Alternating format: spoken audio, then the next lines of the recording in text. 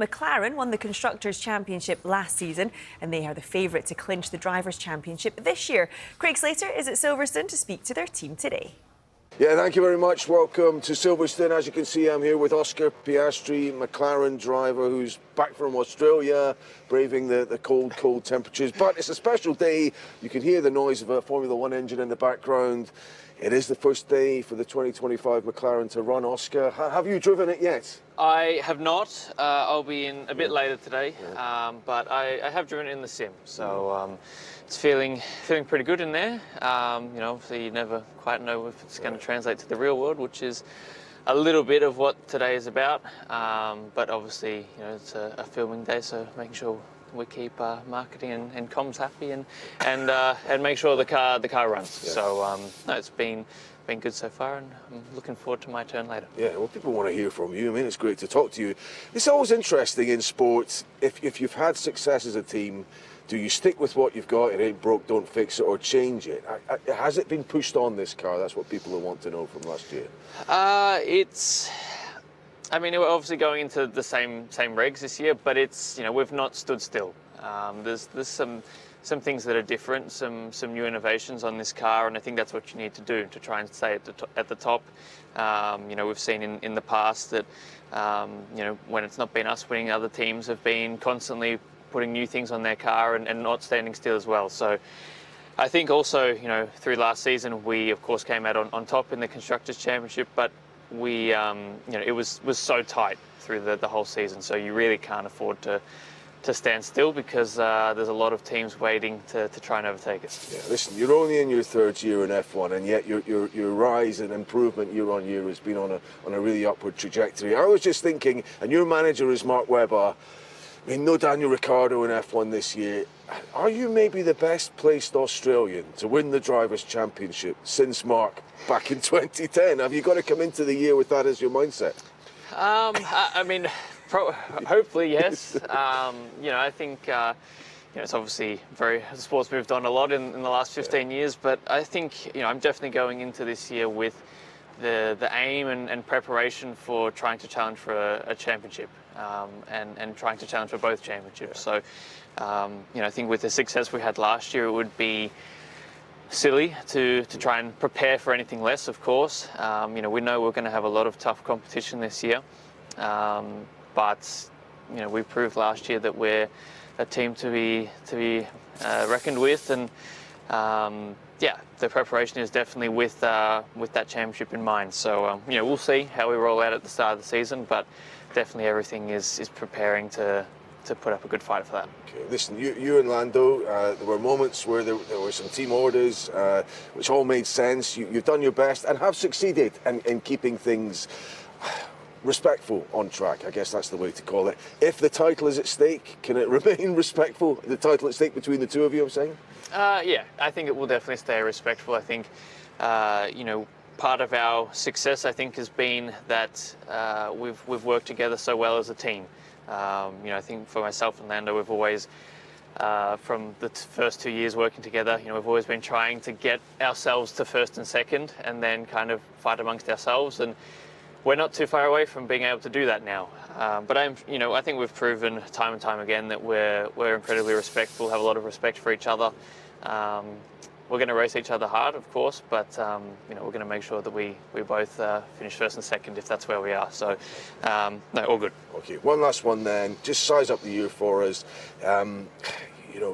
I mentioned 2010. It could be one of those years where there's a spread of drivers, which was Mark's case coming into the last Grand Prix.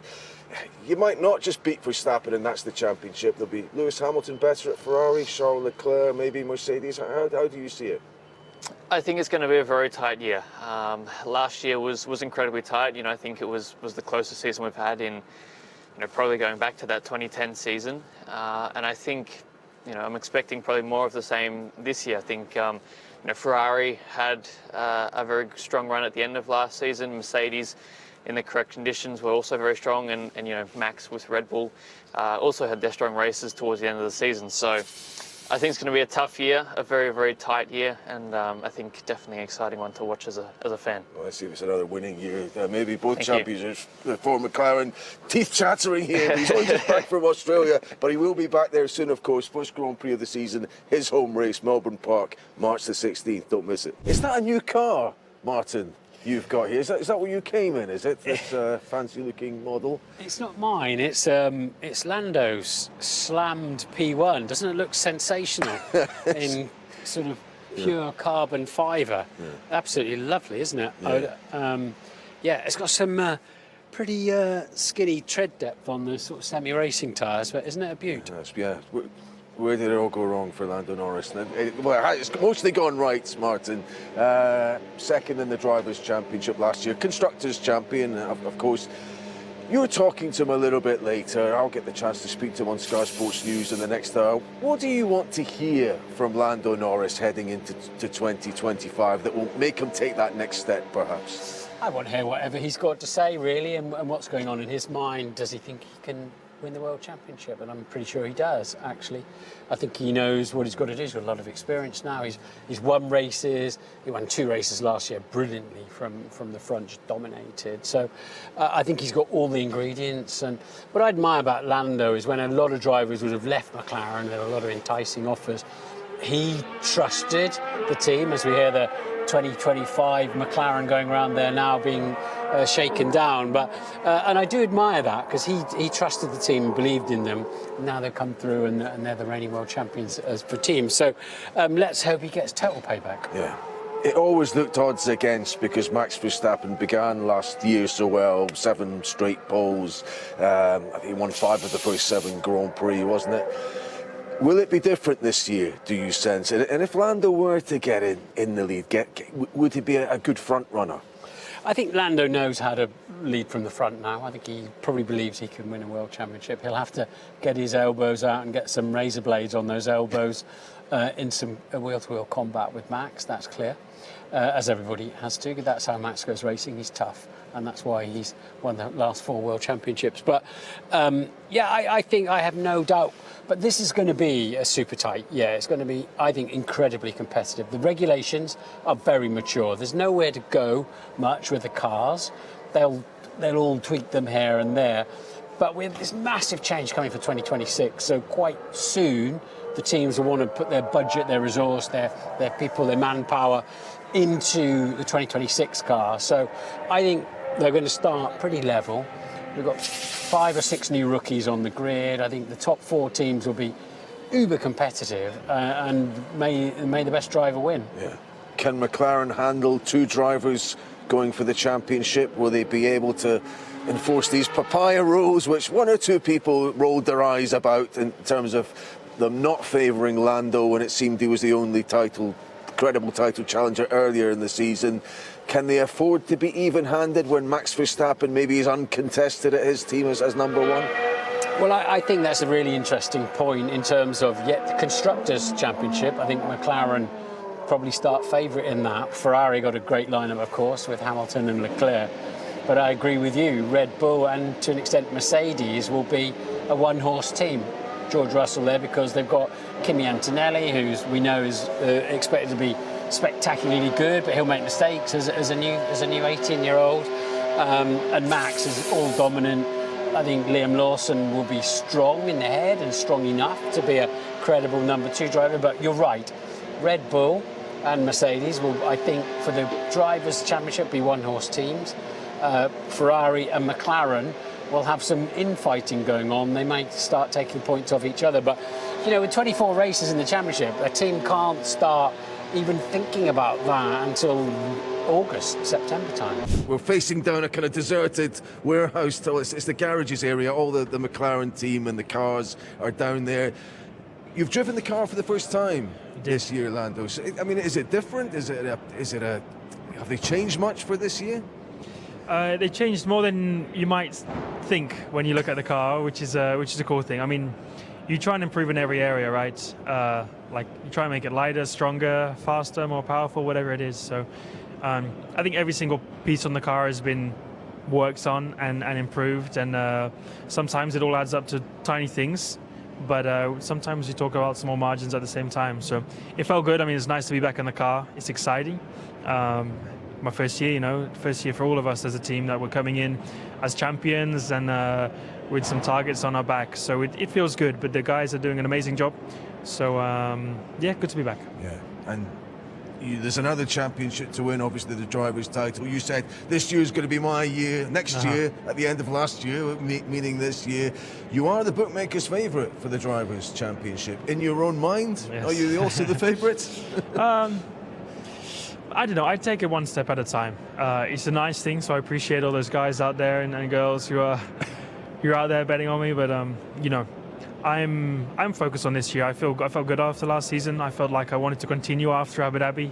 I ended on the right note, and I knew I needed to improve on some areas and some things. But I felt like I proved to myself that I got what it takes, and that's if something clicks and you just feel like, okay, now I feel like I can do it now. So I'm definitely not coming in with any overconfidence, or too much or arrogance. It's my whole life I've been telling myself that I can't. And it's nice that I tell myself for once that I can, and that the opportunity is there. So I know I'm just changing. I'm learning. I'm finding new ways to motivate myself and to make myself feel correct. And that is one of those things. It's coming in here going, I can do it this year. It's probably better telling myself that than you're not going to do it this year. So I found it's easy things, but every person's different. You've got to find your own way, and I'm coming in calm. I feel good and ready, and I'm more prepared than ever, but I still know it's going to be a very tough year. Okay, well listen, Max is the champion. He's one of those you'll have to defeat if you were to win the title. I was going to quote Julius Caesar to you, not in the Latin, but as you explained, do it in English. Experience is the best teacher. Yeah. Have you learned from your battles on track with him in terms of how you'll race him this year? I have. I mean, every race is a different situation, right? Every corner, every type of... it's impossible to prepare for everything, but I think last year was a good warm-up for this year. So I'm sure we're going to have more battles, and I need to come out on top more often than I did last season. So I've improved, but time will tell. Yeah, the big thing he had was a points advantage at the start of the year over you. That is that target number one, to start the year in a strong way. That's. I mean, it's my target. It's also our target. Yeah. The amount of points we lost at the beginning of last season in the first 6, 7, 8 rounds was pretty shocking. So to go on to win a championship from that was extraordinary, and that's why it was so special for us last year. But also for myself, to come back from 50 points against one of the best, if not the best driver for a long time in Formula One, and up there with Lewis and Seb and those kind of guys and Fernando. It's never going to be easy. It made my life way trickier than what it will be if I can start the season off on the right foot. So that's our plan, and I'm looking forward to getting cracking on that. Will Lewis be revitalised at Ferrari? Will he be better if he's got? I mean, he might have a better car for a kickoff. That's important. But might he be a bit more kind of motivated in Ferrari colours than he was at the end of that Mercedes period? I would have thought so. I don't know. Yeah. Again, everyone's different. I think it's cool what he's doing and what he's done and going to Ferrari. I think it's very special. I think Ferrari is incredible. So I'm sure he is. I feel like he would struggle to find any reasons to not be motivated. It's an incredible opportunity for him. It's a cool story. I'm sure there's a lot of bonuses with a lot of things going over to Ferrari. So there's a lot of reasons to be more motivated and be ready to go. And it's Lewis. I think anyone who doubts him is a bit silly. Okay. Listen, what about you and Oscar here? If you're both going for the title, will it be okay? I mean, obviously there'll be someone maybe in the lead and someone not. Yeah. The whole talk of Papaya rules. Can you make it stress-free or as close to that as you can if you're both challengers? I doubt it would be stress-free. I don't think there's ever been a situation when two teammates are fighting and it's stress-free. So that's the inevitable. Oscar wants to prove his point. I want to continue doing what I'm doing and do what I did last year. So time will tell again. I don't know. There's no point stressing about it now or worrying about it. Of course, we'll talk about it between Andrea, Oscar, myself, all these kind of things, and we'll be prepared. But I also know that Oscar's going in hungry and he's going to put up a good fight against me, and he wants to show the world what he can do. So Nothing that makes me worried. I'm excited for it. Okay, just finally then, for everyone, could this be one of the great F1 seasons? You hope to come on top at the end of it, but there could be a lot of contenders, or several contenders involved in the fight. I mean, I think it's every year where the regulations are the same, it gets better and better. So this is the final regulation of this era of car. Everything's going to change next year, and I feel like the competition will spread out a lot more again. So everyone should make the most of this year. I think it's going to be exciting. I think, I hope it's us, but I'm sure you're going to have opportunities where you're going to see Ferrari, Mercedes, Red Bull, some of those other mid-pack cars. There isn't like a mid-pack and a backpack now. It's just, there was us four, then the rest. But I feel like they're going to bridge that gap. They're going to be able to improve, and you'll see races where you'll have unexpected winners, and you'll have other guys and other teams coming on to win. So it should be exciting for everyone to watch.